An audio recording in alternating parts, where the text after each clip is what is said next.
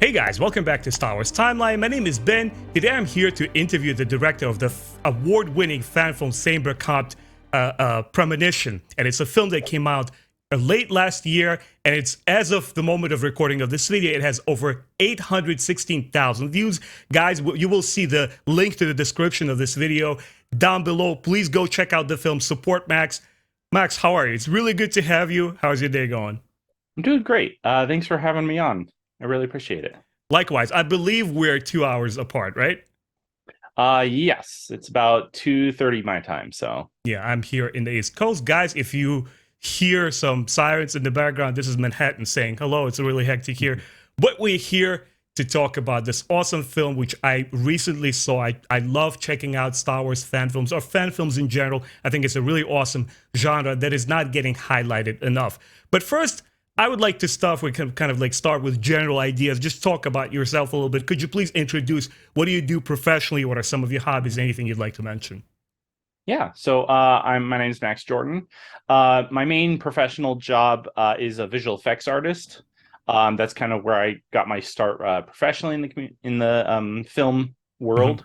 I got my start in filmmaking through Star Wars. Me and my brother were always out in the backyard, stick fighting with we would make wooden swords and do these whole fight scenes and act out stories. I watched Star Wars for the first time in 2009, which came to it a little late, but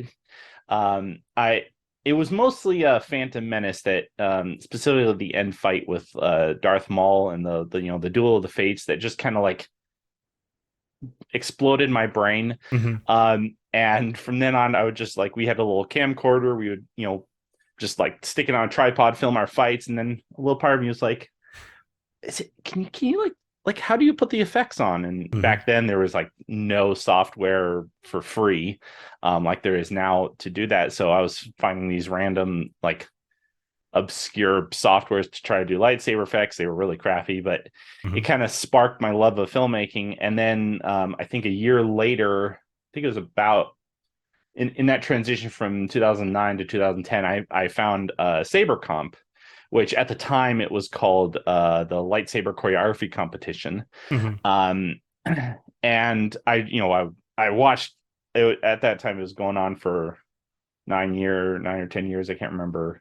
Or no, maybe it was 8 years. And I just kind of blew my brain at all the things people had made, specifically the Ryan versus Dorkman 1 and 2, and then Ryan versus Brandon 1 and 2. We're kind of like the cream of the crop when it comes to lightsaber fights specifically. And so I started entering in 2011, I believe it was. 2011? Nope, 2012 or 2010. I entered for the first time, learned a whole lot, and just kind of kept entering every year after that. And it was judged at the time, well, still is, by industry professionals. So I call it my film school at the time, because every year I was guaranteed people who knew what they were talking about to look at my film and say, you did this wrong, you did this right. That's awesome. To have professional critique and understanding what you're doing right and wrong, especially early on. It's such a tremendous tool that a lot of artists just don't appreciate enough. Right. And it really helped. I still even now remember specific notes on oh, your punch wasn't landing here. And that was what sparked my brain on camera angle matters on this kind of thing. And when you're choreographing, you can get sloppy with these moves if you don't make sure you plan where the camera's going to be every time and stuff like that.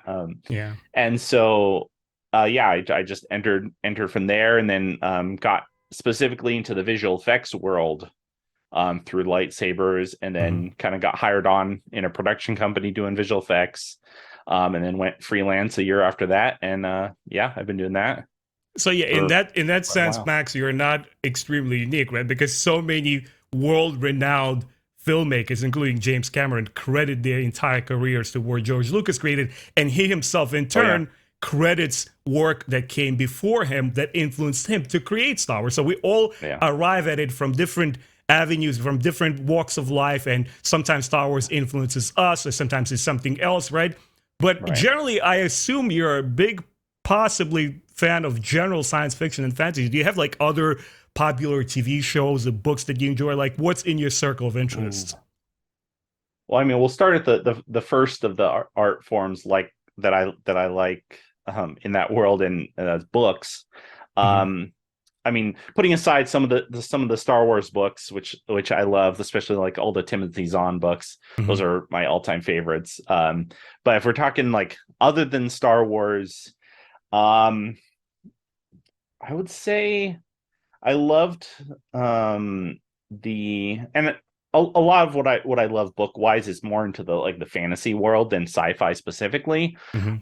But I love the books that the John Carter was based on, the Princess of Mars.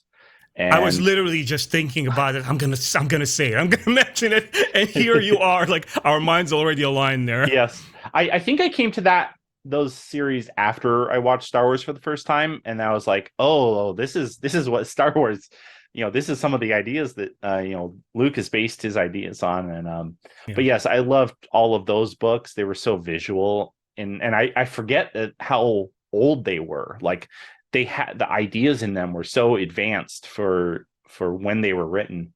Mhm. But yes, I like that one. I like the Inherited Cycle, like the Aragon books Mhm. by Christopher Paolini, but those are much more like straight fantasy. Mhm. Into like sci-fi movies and TV. Um, I'm I trying mean, to. Lord of the Rings has to be there. It Oh has yeah, to be. yes. I was trying to think of specifically sci-fi, Right. much more. But if Mhm. we're including fantasy, yeah, Narnia, Lord of the Rings, Because are Star Wars is definitely in definitely there. right. It borrows from both Oh heavily. You yes. got themes and visual stuff and ideas Oh which yeah. borrow like Star Wars. The Force is basically magic. Right. And I mean, it's science fantasy. It's Right. not science fiction. So, Right. Right. Right. so the space operas, that kind of stuff. I think I've read somewhere one of the science fiction literature critics wrote that most of the modern science fiction that read in novels it's really just science fantasy because you have a Oh yes. scientific backdrop, but Uh-huh. it's primarily concerned with people and their stories. Yeah. And I'm much more. I like the science fantasy Hmm. stuff way more. Like I love Dune. Oh man, Um, huge fan. the those the specific more specifically the new movie. Hmm. But yeah, like the stuff that's like set in a world or time that we don't even recognize. It's so far removed from us. The world building, I love the world building and the visuals of like Hmm. Avatar. Um, and then Yeah. I have others, but they're like a little more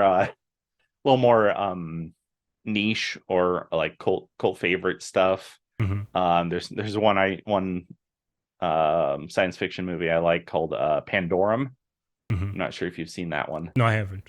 Uh, Sounds but very it's Criterion, like something that you would have to dig up to really see, and it's probably known in the um, smaller circles. No. it's not super old. I mean, Hmm. it's like late 2000s, I would say. But it's just like a little like a space horror thriller. Hmm. That it's just I don't know for some I watched it early on in my filmmaking, so it did kind of make an impression on me. I do need to go back and revisit it to see if it was Actually, you as know good what? It's as I something remember. to bookmark. It's maybe after a conversation because I'll definitely forget the title. I'll, I'll write it down and I'll definitely Yeah. check it out. But I wanted to shift focus a little bit back to Mhm. Star Wars, and you did Okay. mention how like you and your brother, you guys were checking it out. I have Mhm. a very similar situation. Me and my younger brother were kind of like together into it, and Mhm. actually, when the Phantom Menace first came out in theaters, I took him to see it. He was 8 years old. I was 19, and we had vastly different experience, like tremendous. There was like a rift between us when that film came out. Obviously, both of us grew up, in the original trilogy. But I wanted to kind of like delve a little bit more into it and specifically ask you: do you remember that first specific moment or scene that just completely grabbed you, and you knew there was no point of return? Like I'm a Star Wars fan. Mhm.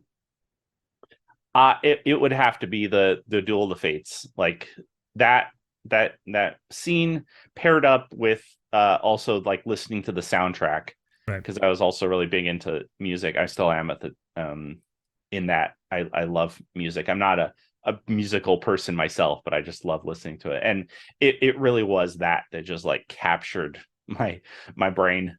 Mm-hmm. And I remember growing up. because we would go to our weekly trip to the local library. This was not pre-internet, but pre around dial-up internet time. So we'd go to the library and do our stuff on the computer because we didn't have very fast internet at home. But also just looking through books at the library, I would find the Star Wars concept art. And I didn't really know what it was at the time. I had seen some of the concept art before I saw the movie. Mm-hmm. And some of the stories I built in my head just based on the art were just it was especially such a for huge, Revenge of the Sith. It was such a exact parallel case when Force Awakens was first announced and the first concept artwork came out. Mm-hmm. My mind was just raced with imagination. There's so much potential and possibilities of what was conceptualized versus what we got on the screen. Right. I felt that way about the when I actually eventually saw the movie Revenge of the Sith. Some of the concept art for the end battle between Anakin and Obi-Wan, there's in the concept there's them throwing force waves of lava at each other and just this wild stuff that they probably have the technology to do that now, but they didn't quite at the time. But the innocent days of filmmaking where anything was possible in my head before I realized how hard a lot of it that actually is. And, I hear from a lot of fans that for whatever reason, through their own or whatever the current state, let's say, of Star Wars, that, a lot of fans express that they're not just into it as much as they used to be. Like my good friend William, who I used to share passionately all these new exciting stories about Star Wars. Are you still as much into it? Are you still as thrilled about new Star Wars announcements and TV shows and potential movies that we're going to get? It's tempered a little bit since the Disney era of Star Wars, just because there's so much of it now that it isn't quite as special. I do find a lot I love in it still, especially a lot of people very much dislike the sequel trilogy, but I personally love Force Awakens because it's one of my favorite theater going experience, because it made me feel how I imagined everybody used to feel about the Star Wars experiences that I missed. This one was the one for me. There was something about the way J.J. Abrams captures movement and his style that I just got Star Wars feelings from it, that I still remember. And then it fell off with the Last Jedi. The Last Jedi. Didn't like. And I love discussing how different fans interpret, different aspects of storytelling, or even the quality and merits of filmmaking itself. I, an old 80s geezer who grew up with the original trilogy on VHS, tend to love The Last Jedi. That was my favorite Star Wars project since the original films. And some fans just passionately hate it. I think both perspectives have merit, but it's just so exciting and interesting how we all see through a different filter. And I do recognize that a lot of the new Disney stuff, especially, excuse me, a lot of the new Disney stuff, especially separate from the movies, is a little too there's I personally feel like there's too much of it, but I do recognize that it is giving Star Wars to another generation of fans, and currently we have at least 3 to 4 generations worth of Star Wars fans, which is a good thing. That is just a net good thing, regardless of how each one feels. People like you coming from the original trilogy can talk with someone that's 10 years old that have just seen the latest episodes of whatever animated show and be able to have a similar language and to be able to talk about the same things. I think it's the best part about the entire Star Wars franchise is that, like you said, there's new generations that come into it. And I think what the connective tissue is recognizing that, hey, there was my time and I like this Star Wars. That's what it means to me. Your version of the Superman, which is the most essential one. And here comes a new generation and they see Rey and Kylo Ren and these are their heroes now. And they say, well, I grew up with this one and that's my favorite. And when you compare yourself to someone else, well, you say, I appreciate your point of view. That's what you like. but I like this, and we get to share in on it. Instead Yes. of, dividing lines and stay on different side of the camp and say, well, my Star Wars is better. You can share in it, right? The Right. next question I have for you, Max, is sort of going to start leading us into talking about the film itself. Is Star Wars is talked about in many different ways, and a lot of people enjoy this introduction of kind of like gray lines and morally ambiguous moments where your heroes are not this pristine, perfect people, just like Luke Skywalker is portrayed in The Last Jedi.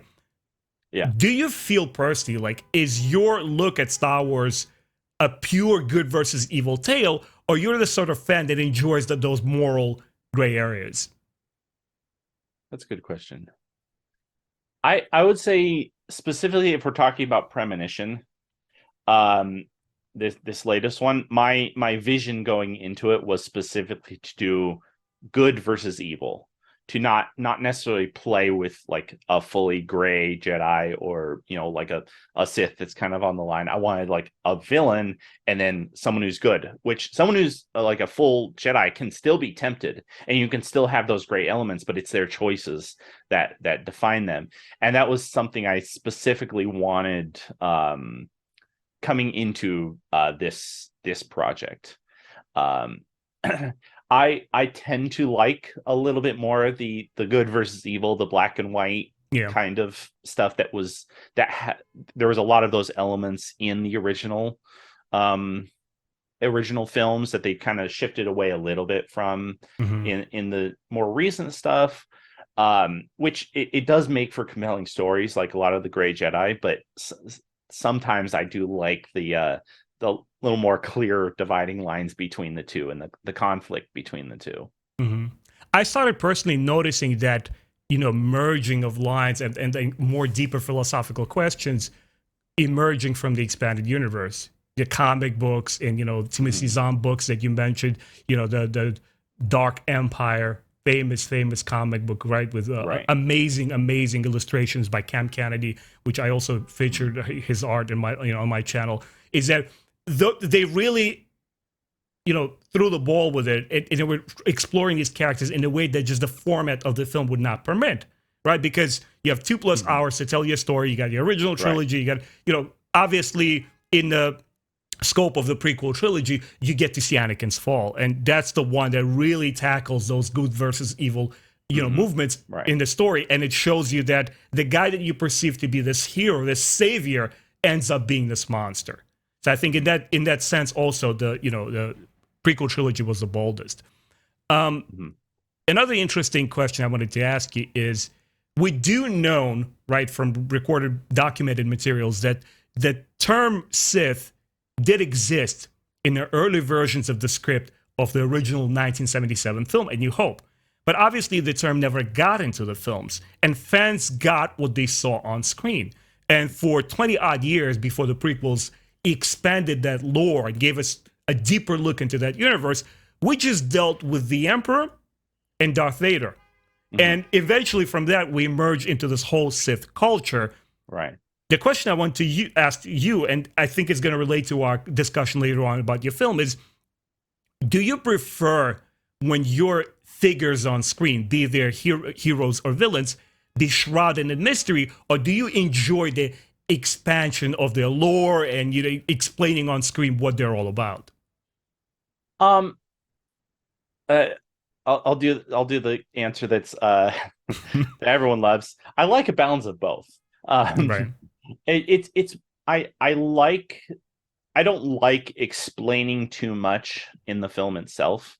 I like leaving it open, but I also really enjoy putting hints in there for people who like you and me, who know a lot about that kind of stuff, that can provide more context for a character, but someone who doesn't know, it doesn't like detract from their enjoyment of the film. Right. For this one specifically, I was going more of like the classic Sith, feel, without having to like explain too much. Side note, the film started as a story about it kind of shifted away as we like did the project, but it started as like my character in the film was going to be more of like an inquisitor, rather than like just a regular Sith. And so having like elements of red in the costume and stuff like that, but we didn't have time to like build a lot of that kind of stuff, so we kept it a little bit more of like the classic like Darth Maul, just kind of like robes, all black, little detail of the belt maybe. But yeah, that's kind of what we landed on for this project, at least. There are definitely forces outside of your control which influence, right, the end product. And sometimes you get these happy accidents which work for your story, but obviously sometimes it becomes a glaring issue, and it's transparent in the film. As far as I'm concerned, as the one of the fans of your film, I think it only worked to your advantage. One of the things that completely pulled my eye into it and completely submerged me in your fantasy is the costume making, which we'll get deeper into. I was blown away how actors look in your film. But the last one, general topic I want to touch upon before we jump into the film is, man, what's the fascination with lightsabers? What's your personal fascination with lightsabers? Well, I have two answers to that. There's a practical reason and a cool factor reason, which is just like they're cool and there's so much you can do with them. They sound cool, they look cool, and it's less so about specifically the lightsabers, but Star Wars in general. It's so much fun to play in that world because it is so like it's such an open world where you can do anything, and they're so iconic. Like anyone, even if they've never seen Star Wars, they see a short and you pull out a lightsaber, they know exactly what it is, and they already start building ideas and building the world in your head. And it's such a it's one of the most like iconic pieces of imagery, I feel like, in storytelling to this day. Of like I think yeah, it's so iconic to me. Yeah. On the more practical side of things, it's easy to do on a lower budget if you have the knowledge to do the visual effects side of things, which there are a lot of free resources to do that nowadays. The actual prop itself is not that complex, whereas if you're going to into fantasy stuff where you have like these sword props which need to be like stunt based, you need to have multiple different versions of them, they need repairs over the course of the film, and they're a lot more dangerous. Whereas a lightsaber, it's just like a carbon fiber or PVC tube or a wooden rod, and it's a lot more accessible to people to be able to choreograph with them. And once you can figure out the visual effects side of things, that makes it look like the movies. And then the sound design, there's a lot of there's a lot of resources and places you can find like lightsaber sound effects to do the sound design side of it.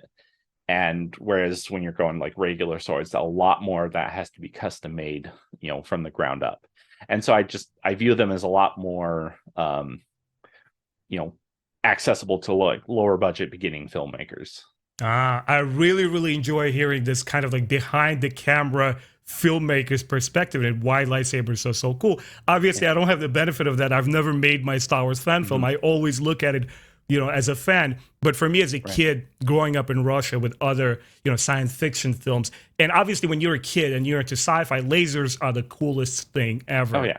And to me, what was awesome about lightsabers is that, and especially the way they're handled in the original trilogy, is that they're these weightless things which weigh nothing, and they're not even waved around like in other swords and sorcery of fantasy films that I used to watch as a kid. It's just one tap and you're gone. And to me, it was such an iconic, the duel between Obi-Wan Kenobi and Vader in the first film, which you could say arguably dated the most because Alec Guinness, he's an older gentleman. They couldn't choreograph a sophisticated fight. But even there, when you go back to that scene and you rewatch it, how much care was put into deliberately, consciously telling these actors what this weapon is, because it's almost like a sound like kendo.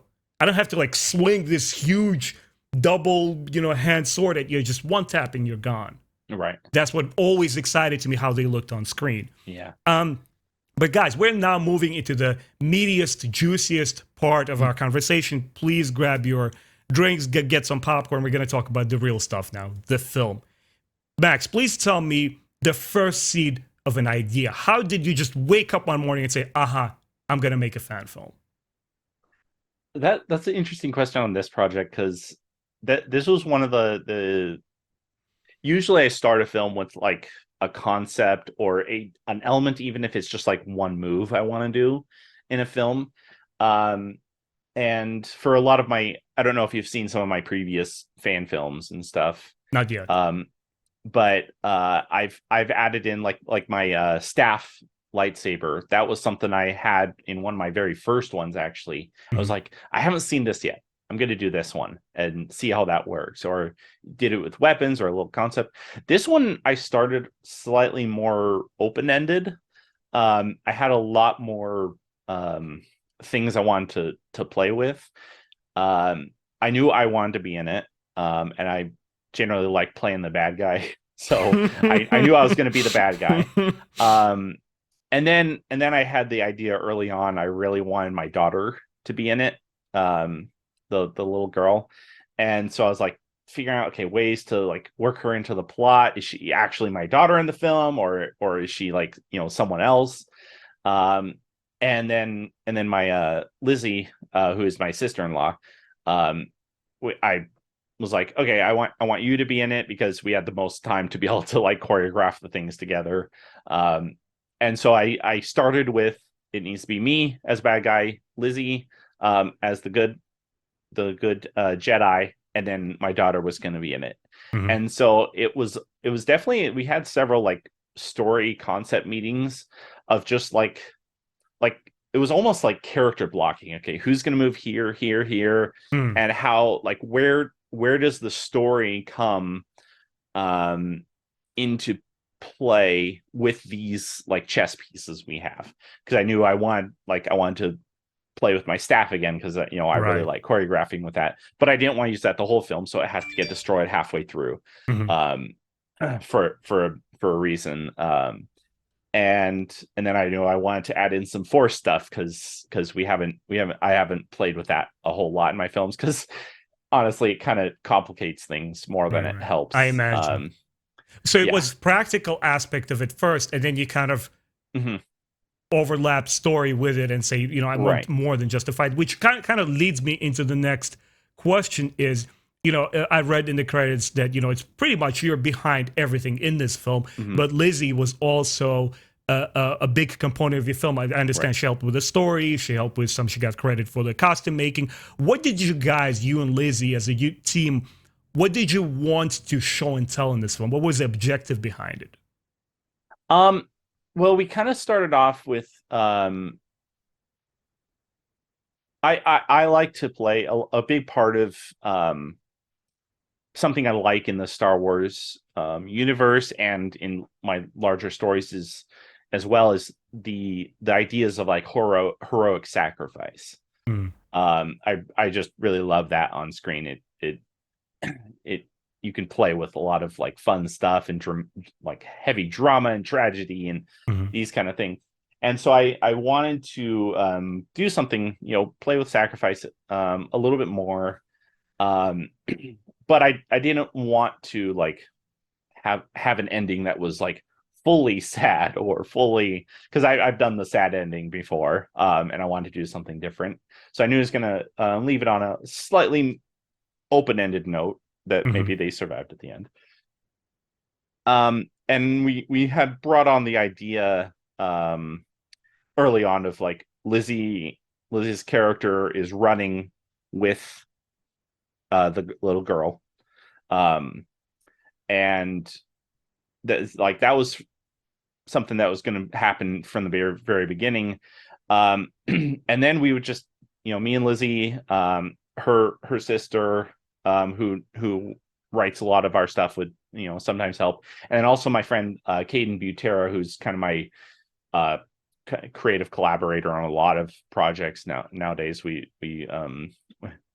been collaborating. I shot his feature film last year, and we do a whole bunch of projects we really understand how each other does story.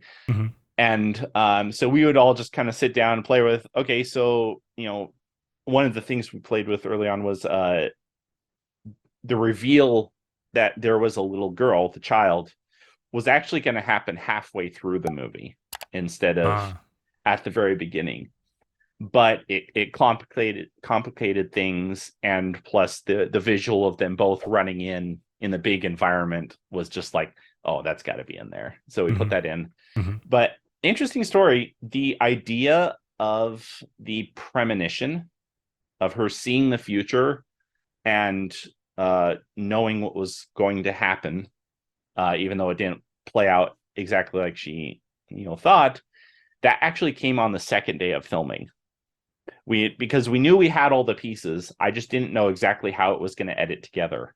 And then Lizzie, like, we woke up and we're getting our makeup done, like the morning of the second day of shoot, and she was saying, so I was listening to the soundtrack for Revenge of the Sith, the Anakin's Dark Deeds, where he's going in destroying everything, and it's like this really dramatic music, and I had an idea, and that was to like have her character kind of going out and seeing the future and deciding to sacrifice herself and still go forward in the face of the Force telling her, no, this is how it's going to end. And so it's kind of interesting. That was kind of an interesting thing we all had with each other, like the trust of, like, we didn't have 100% of the story figured out at the time of filming, but we knew we were going to get there. We knew we had all the pieces we needed. It was just a matter of like, how did they get, edited together? And it was interesting. I don't usually like have that much question going into a shoot, but I knew we would get there, and we did.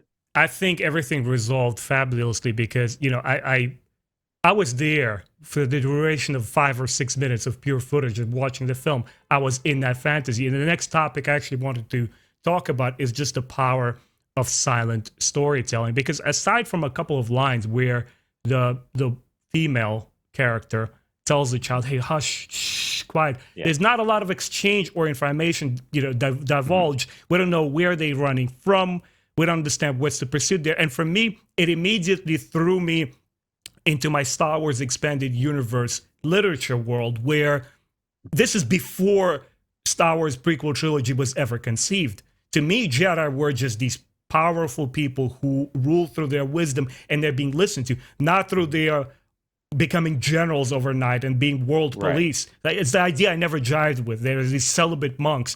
So what I saw, my personal interpretation, because the story was primarily silent, was this woman who has a Force-sensitive child, her child, which is okay, and she's running from this persecution because there's now this evil empire, and they want to extinguish the light of the Jedi.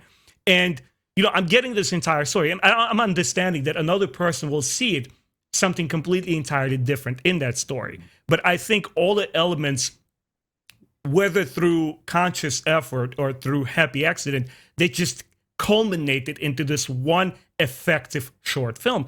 And I wanted to ask you, was it something that you deliberately chose from the beginning of the project? You know what? I'm going to have as few lines of dialogue as possible. I'm going to show you visually what the stories are about, and you take it how you will. That's interesting you pull that out, because that actually wasn't necessarily a thing I had in my mind, like we must do no dialogue. I got in my beginning stages of filmmaking, making Star Wars fan films, it was just me and my brother, and then my mom was operating camera for most of it. We never had anyone there to do sound or any of that kind of stuff. And plus, I'm not a great writer of dialogue. Like, I definitely leave that to other people. Writing dialogue is tough. Yeah. And so I just never did. And so that, for me, like, nonverbal, like, storytelling, it is what comes naturally to me. When I'm doing like a pass, whenever we wrote a script as a group and like are like doing a pass at things, I'm always like, okay, that line is unnecessary. That can be communicated, without dialogue, which is interesting because my directing partner, my other sister-in-law, Annie, we've done several films. She's on the fully opposite end. She's like, why do actions when you can say what you're wanting? And it's really funny between us. So she likes to solve problems differently and tackle storytelling in a different manner. Yeah. Okay. And it's really fun because we definitely understand the balance of the two between each other. So it's more fun than anything. But so yeah, I'm used to that nonverbal style of, like filmmaking. And a, a another aspect of Star Wars that I love is the game trailers for the Old Republic games.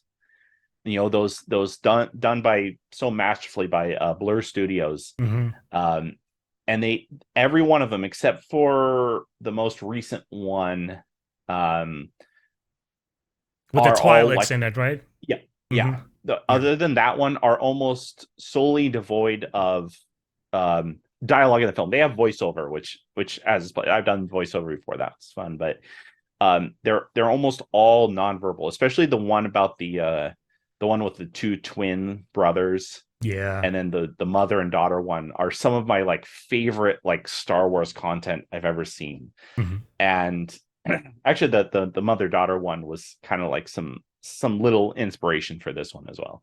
Hmm.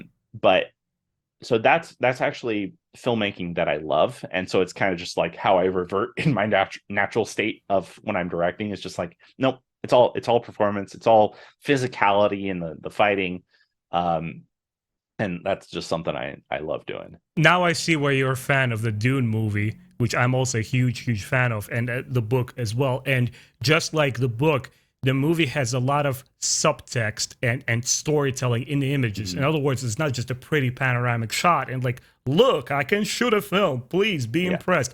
There's always substance to the picture. There's always, it activates something in your mind that Mhm. whatever type of viewer you are, you'll find something in it. Mhm. And as I mentioned earlier, Max, one of the things that I absolutely loved about your film is the costume making because A, it is extremely tough to make your characters not look like cosplay. When you Mhm. see Darth Maul and your next, Comic Con or Star Wars or sort of convention, you see, okay, it's a person walking in a Darth Maul costume.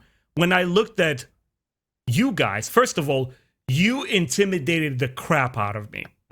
And I think part of the Thank effect you. was how you were filmed, how the camera presented you on screen, the accompanying music, and the simplicity of your look. Because a lot of people could say, "Oh, he just threw a bunch of black stuff on. That's all. That's his costume." No, a lot of people when they create costumes, they tend to over accessorize, put 10,000 belts here and there, all sorts of makeup. You just have your beard, right? You have your Mhm. long hair, but something about the way you looked, I was completely sold, which I think very few fan films managed to do that. And when I looked at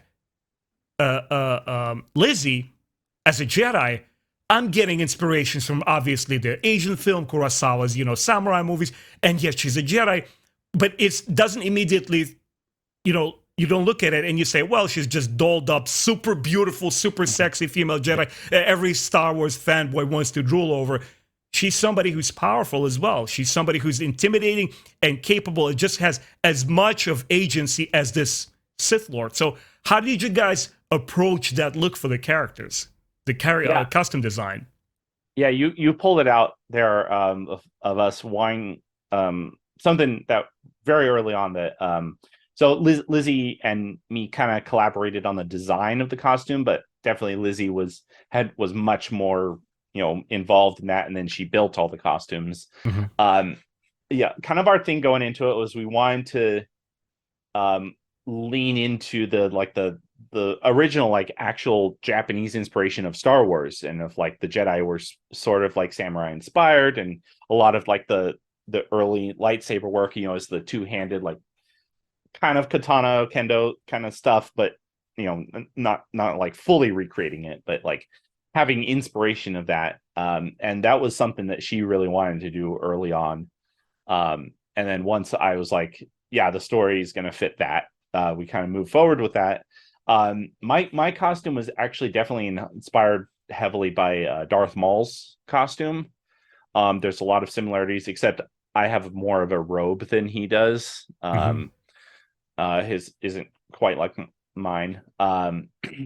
But yeah, definitely on Lizzie's character side, it was heavily Asian inspired. Or the samurai inspired. And then regarding like what you're saying about like the makeup and the design, that's something I've always liked doing, and people I collaborate with is like feeling like the characters are grounded in the world. Right. Because what you were saying about a lot of times cosplay looks like just accessorizing and it looks fake. A lot of that is actually the wear and tear on the costume. Is not, they're not putting that in the dirt, which a lot of times if you're spending a lot of time on a costume, you don't really want to get it dirty. Got it. Which I understand, like at Comic Cons. But for when I'm on film, especially once we found that location, I was like, yeah, everything needs to be covered in, you know, dirt and stains and all this stuff. And so we paid attention, or Lizzie paid attention to the costumes of like anytime she would get like a new piece of cloth to sew it in, she'll take a bunch of sandpaper to it. And then a trick I've liked to do, and that she does a lot, is it's like, especially on certain clothes or pants or stuff, is just taking like matte spray paint and Hmm. just like dusting it around corners and stuff, and like shadowing it a little bit Nice. and making it look it's more worn. And then the makeup side of that is something we've done for our films for a long time, just doing like caked in dirt and sweat. And then plus, once you spend an hour at that location, you're going to get caked in dirt. Anyway, it was a very, very dusty place. Man, I loved the haircuts because I can't stand when in a science fiction world, especially if it's a gritty world, especially female characters look like they just came out of like a spa or Yeah, something, you know. And yeah. just Lizzie just looked so badass, you know, when you have like your haircut, because there's some semblance of a culture. This Jedi's a cultured person who is Mhm. escaping civilization into this desolate place, and you see the after effects of the journey of that adventure translate on the actual character. Yeah, I really appreciate you saying that, and I know Lizzie's gonna love that you said that, because part of her like ideas was like building into her costume that she was in some form royalty almost, Hmm. in some way, or very high level. Like with her big sash thing, there's like embroidery in it and there's some artistic stuff, but then like caking in the dirt, and like she's been on the run for a long time, and like she added in like those like elements of like, you know, like the hair sticks and the or the some of the hair stuff, and then elements of the costume that was meant to be like, yeah, she used to be pretty powerful and now she's been on the run for so long. And I know she's gonna like that you noticed that as well. Yeah, I definitely I enjoyed her performance a lot. I enjoyed her acting. I loved the choreography. It was just badass on so many levels. I really really liked it. Max, the next thing I wanted to touch upon Mhm. is working with actors on set. Obviously, it's you, it's Lizzie, and your daughter. I just wanted to talk about how you, as a director who want to get something out of your actors, how do you communicate ideas and how do you scale them down from what's inside of your head to what's realistically possible today in Mhm. front of the camera? Right. Um, Kind of how I do that as a director is casting the people that understand me already. Hmm. Because a lot of my like directing side of things has been more on the action side of things, where there isn't dialogue, where it is just very like the body language side of things. And so I've for this project specifically, I've been branching out into directing like larger, more story based projects recently, and it's, you know, it's I'm learning a lot in that side of things. But for this one, it's specifically like Lizzie and I have been working together for so long that we understand what each other, we have a very similar sense of like instinct on what the characters should be doing. Right. And so it doesn't take much for us to be able to like figure out what the characters um, you know, should be doing. A lot of the like the performance stuff uh that we had, especially on Lizzie's side of things, was like she would nail it first take, and then we would just have a few adjustments for like blocking or You you mean know, like close-up shots? yeah, No, okay. yeah. And she would nail it on the first take, and then we would just, any take after would be just like adjustments on like length of performance, or like giving us options in the edit. And then also on set, I had my friend Caden Butera as well. He was helping with some of the on the DP side of things, and also especially when I was on screen, um, kind of calling out things that like should be fixed, or like Hmm. you look funny in that shot. Um, Helping me there when I was on screen, because we've collaborated before on stuff, and so I trust his opinion there. Mhm. So that's kind of how we worked out, me also being on screen a lot of times. But yeah, this wasn't a very hard project director wise, on the actual set, because yeah, Lizzie and I do kind of have a shorthand when it comes to It's this sort of definitely visible performance. on screen. Like when you hear the stories on some big blockbuster movies where there was a lot of friction on the set, it kind of leaks into the screen. And here Mhm. you see the reverse of that. We see a lot of energy and excitement from both parties. Obviously, we primarily see you and Lizzie on screen. But the next segment I call Child on the Set. We have your daughter, and I will actually make a small confession. I actually thought it was a small boy first.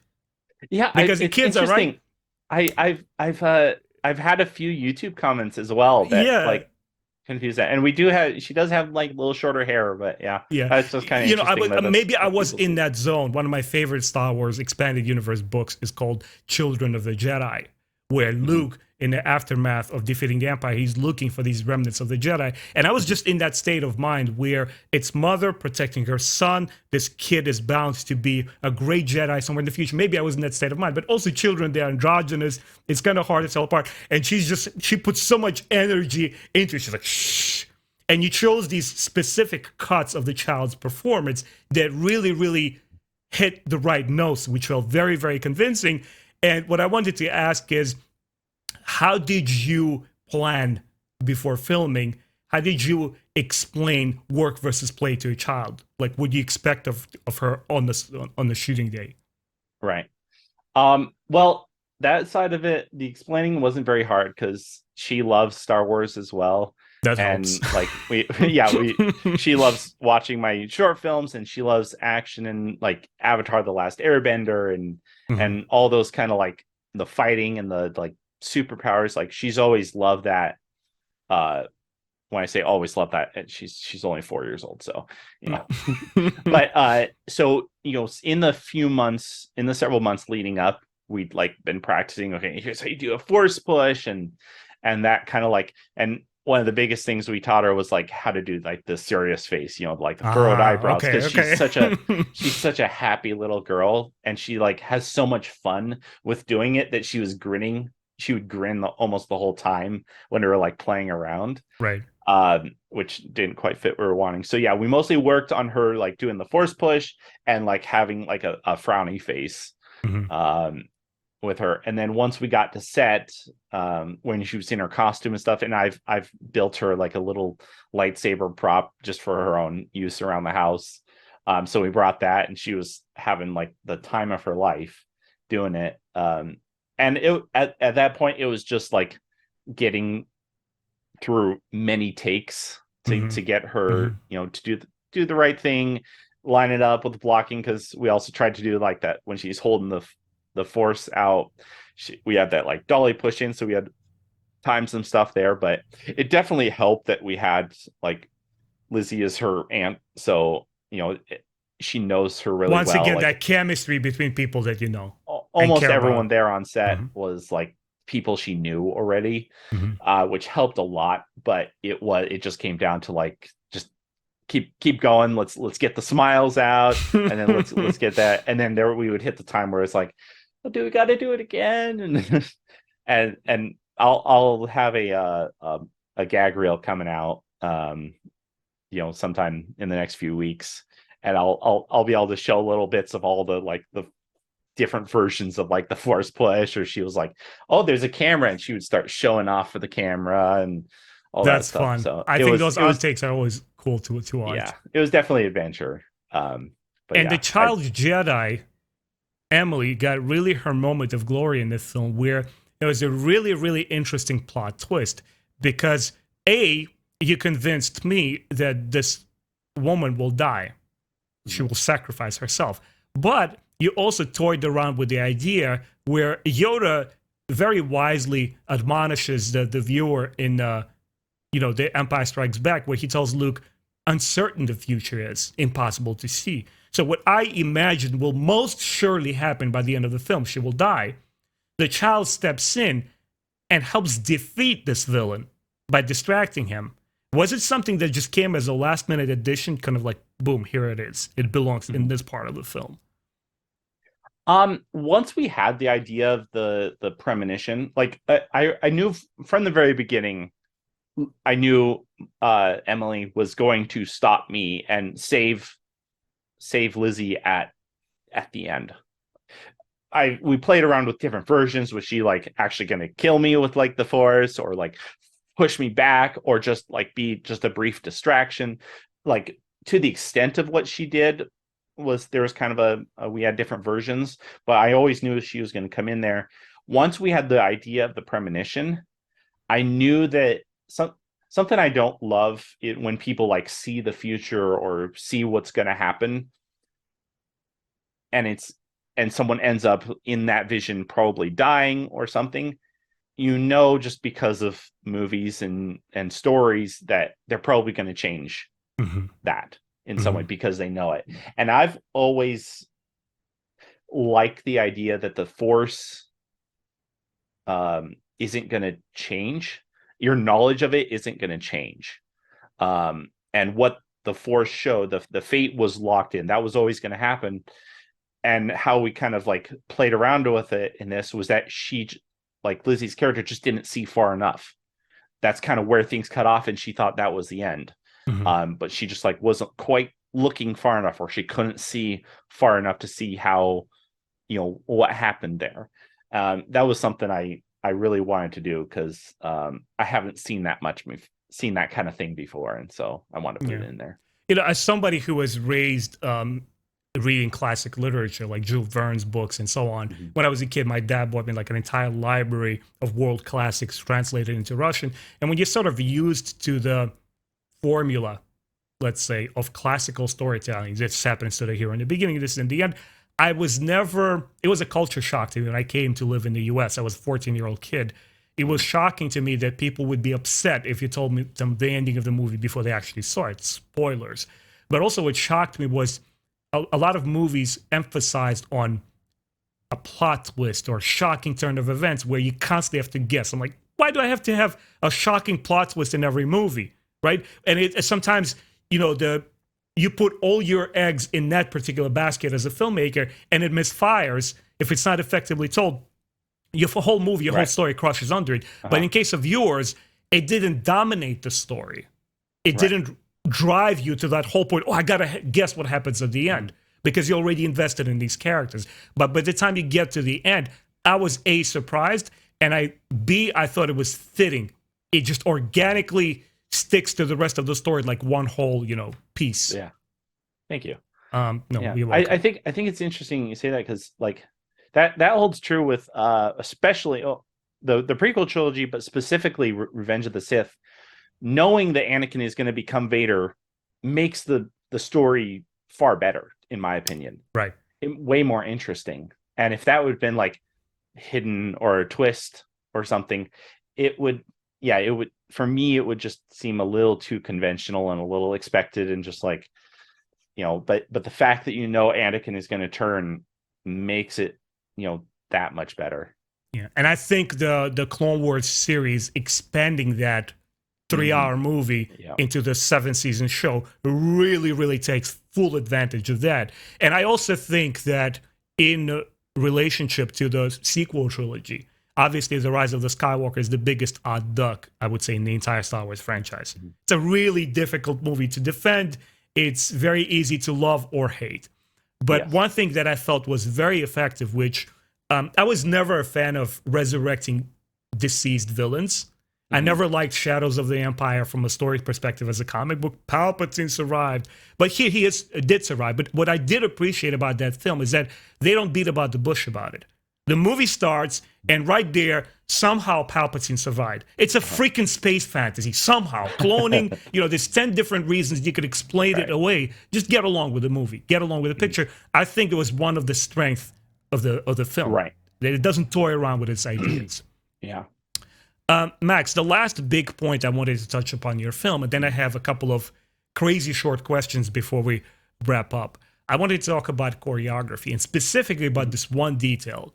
You can compare modern day action cinema to something like 70s and 80s kung fu Shanghai cinema, where you take somebody like Jackie Chan or Donnie Yen or Gordon Liu, and you have these 60-second, 1 minute single shots, wide scope, where you see actors perform on screen, do these crazy, crazy stunts, versus something like Stallone's Expendables, which clearly has decent action, but it's all chopped up and gutted by crazy, insane fast pacing.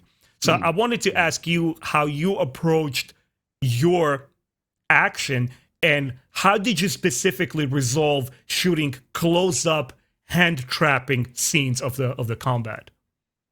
Yeah. Sorry. Sorry, gotta get some water for this. That was one part of the film that it kind of was channeling Marvel's Winter Soldier, that knife fight where the Captain America and he's versus Winter Soldier, and all it is just one shield and one knife, and it's one of the greatest Marvel action sequences I've ever seen. And I'm watching your film, I'm like, I don't know how inspired one by the other is, but I'm seeing a lot of hand trapping here, and it's damn good. Like, I'm sold. I'm in there. I think that's awesome that you said that, because that fight is one of my all-time favorite film fights. I have watched that over and over. I love like the rate at which they go through their weapons. They cycle through. Okay, we're out of range, so now we're into pistol. Out of bullets here, now we're into hand to hand, and it feels so natural. That I don't know, that fight is one of my just all-time favorite. It's my top 10, 100%, top 5 film fights of all time. Yeah. And so that one wasn't like specifically an inspiration, but it's one of my favorites. I've watched it so many times, it's going to be there, in the back of my head when I'm choreographing. Mm-hmm. This one I did want to allow, because of the location. I did want to have moments of just like stepping away for a wide shot, seeing everything, seeing the scale of the place. Right. But I generally on a shooting action stuff, I start wide at the beginning of the film, with the choreography, and then as the fight progresses, it goes in closer and closer, and then when you get to the end, we're in tight. Obviously, you jump in and out depending on the choreography, but as a general rule, once the choreography, toward the end of the fight, the choreography tends to become kind of side to like what the actor is doing right here. Mm-hmm. And I tend to like focus more toward that over the course of the fight. Some of the hand trapping stuff was really fun, because I haven't done a huge amount of that stuff. And so it was fun to be able to do that. And plus, when me and Lizzie are fighting, we've been, our first film we did together was in 2013. So we've basically been doing this on and off for, 9 years. And so we fell right back into it, like knowing how each other is going to move, putting that stuff in there. Plus we both had started, taking martial arts classes at a local, martial arts place. So we're really having fun getting back into that kind of thing. I was thrown into my childhood because I grew up, obviously Hong Kong biggest export was Kung Fu movies in the 70s and 80s. And I'm 80s kid. I was born in 81. And we all grew up watching, Jackie Chan and do these all like Wing Chun moves and up close things. And I was watching your choreography. It's always clear to follow on camera what you and Lizzie are doing. And B, it was creative because you showed the physical martial art component of the Jedi, which we don't see a lot in the film. We only see a little bit of wrestling between Kenobi and Anakin in Revenge, but not a whole lot of physical contact. It's always lightsaber to lightsaber. Right. Yeah, that was something, and part of that came as a kind of a side effect of me having my staff saber, because based on just like how you would use a weapon like that, you want to be at range. Yeah. And if Lizzie doesn't have a ranged weapon, her only recourse is to get in close, get a hand on that weapon.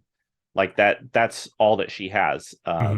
All that she can do at that point. So a lot of that, the like working in some of the grapple stuff was kind of like trying to figure out logically that her character would want to close range as much as possible, get inside, the reach of the lightsaber part of my staff, and maybe if she got hit with the butt end of it, that's kind of what has to happen. But at least Right. she's not run through with a lightsaber, kind of Yeah. thing. So you're So, yeah. constantly making these, decisions, and you're constantly thinking from frame to frame shot. It's a lot of what animation is like. My Mhm. professors used to teach that if you can tell a story in 3 hours, you can tell it in 3 seconds. And we're like, what? What do you mean 3 seconds? Like, yeah, if you know what you're doing, if you're hyper focused on what the story needs, all the taking, elements of it, you'll be able to do it. So the last question in regards to film, Max, Mhm. what were you the most happy with this film, and what would you advise to the very first fan film maker, like somebody who wants to direct their own Mhm. film? Oh. And when you're saying what I'm most happy with, like how the film turned out, Anything about the um, film, something that you're the most happy with. um, I think I'm one of the things I'm most happy with, is the I think just the visuals Mm. with the location. That location was something I got like a month before we started, or a couple weeks before we started shooting. I can't remember exactly. And I didn't know that place was even we were even able to shoot there. It was like 45 minutes from my house. We don't we don't live in an area that has a huge like industrial, side of things, and I like Hmm. that aesthetic. Um, and so like the opportunity to be able to shoot there, and the location people were really nice, and in letting us shoot there for not their usual fee and stuff like that was like a Hmm. huge blessing. And it's one of my favorite, like visually one of my favorite places I've ever shot at. So I'm really happy with how it turned out visually. And then also this was my first time really collaborating with a composer. Most of my other projects have been like trying to find either free music online or reusing like, pre or like copyrighted scores, which you can't monetize.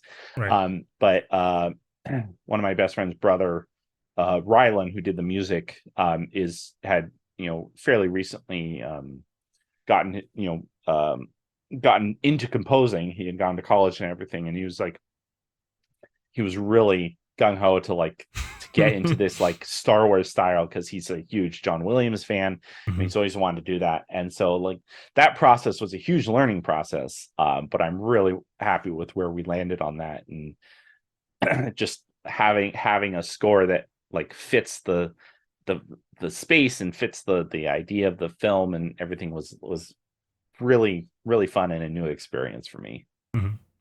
And your advice to somebody who contemplates their Oh first yeah. Star Wars fan project? At this point, I would say there are so many Star Wars fan films out there. Is find, I would say, try to find something new. Mm. If you're going more specifically to lightsabers, because I know it kind of the Star Wars fan films kind of split between like fight shorts or non-lightsaber fighting, or just where that's not the focus of the story. I obviously have more experience on the lightsaber side of things. So if you're looking at making that, I would say what's some things, new weapons, Mm. or new ways of using a weapon, or ways of using the Force, things like that. That will set you apart. Um, and just as Star Wars in general, um, I would say I'm I really want to see more focused on the original ideas of the Jedi, of like what they were meant, like the golden age of Jedi, Hmm. or even something I'm this is something I want to play with someday in a future project. But like, what were the first Jedi like?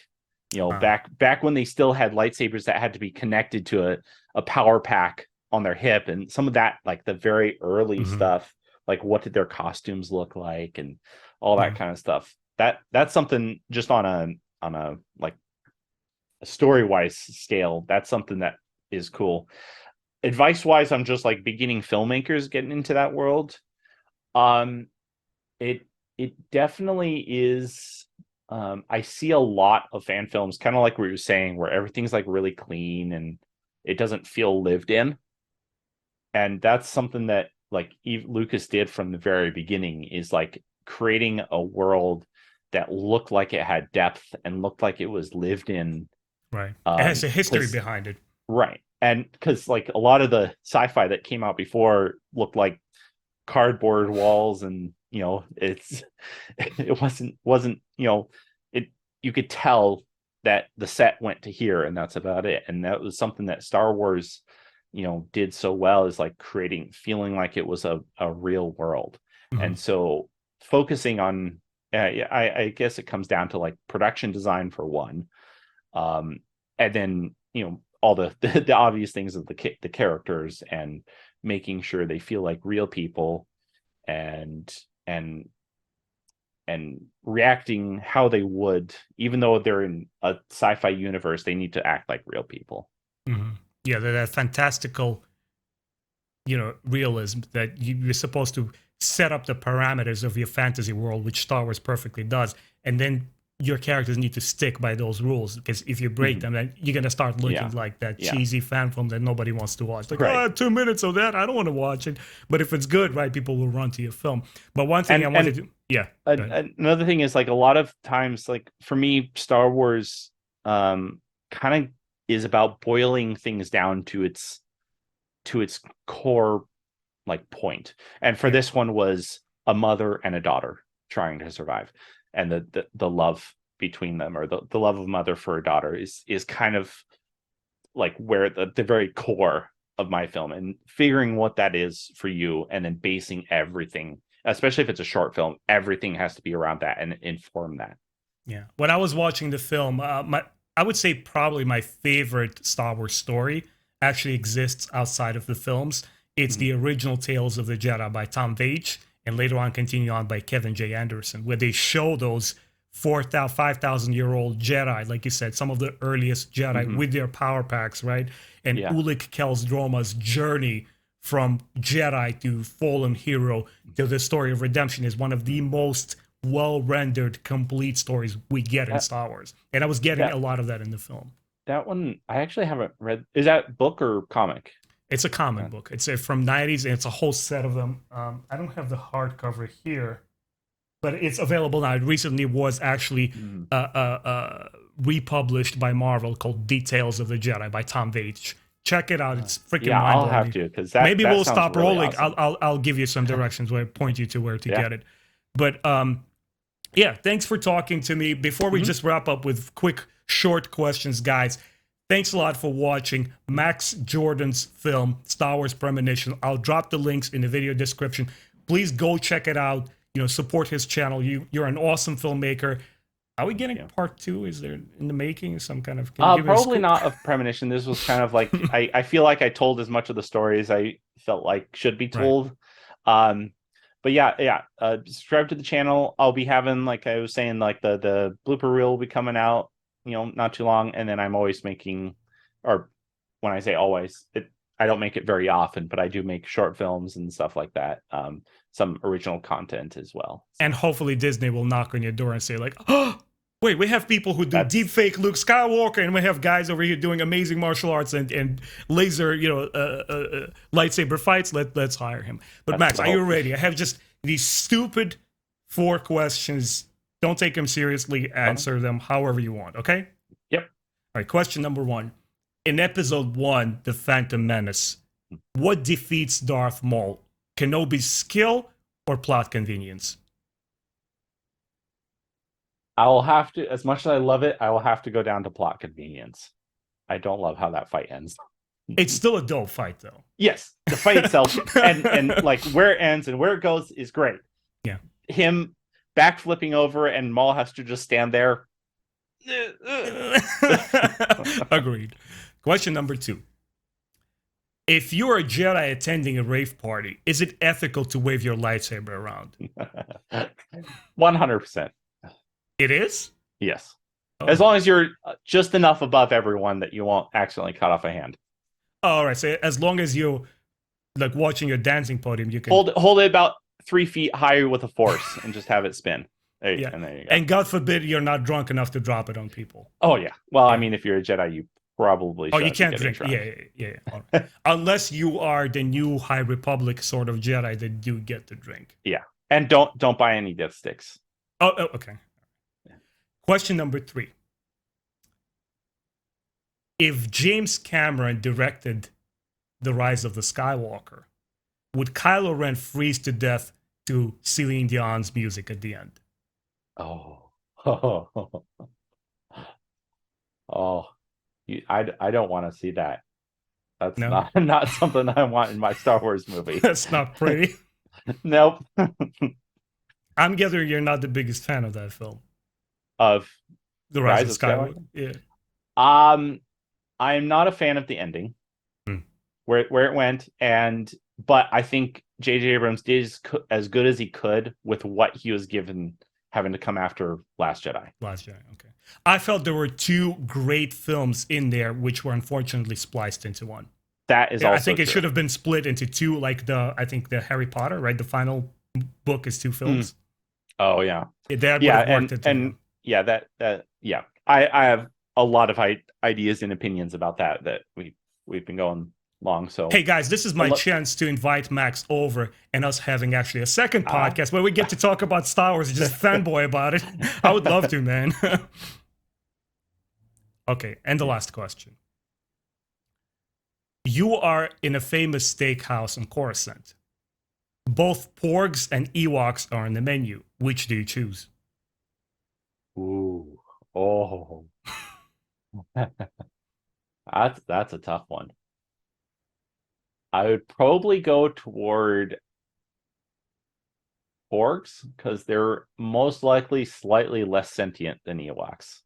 You're exactly reading my mind with that question. I would never allow myself to touch Ewok meat because they're alive. Guys, if you check out those the old movies which are on Disney Plus, they're completely 100% sentient. You don't eat Ewoks. You leave them alone. We just don't know how sentient porgs are yet. They're chicken. We haven't seen them as enough. far as I'm concerned, they're chicken, man.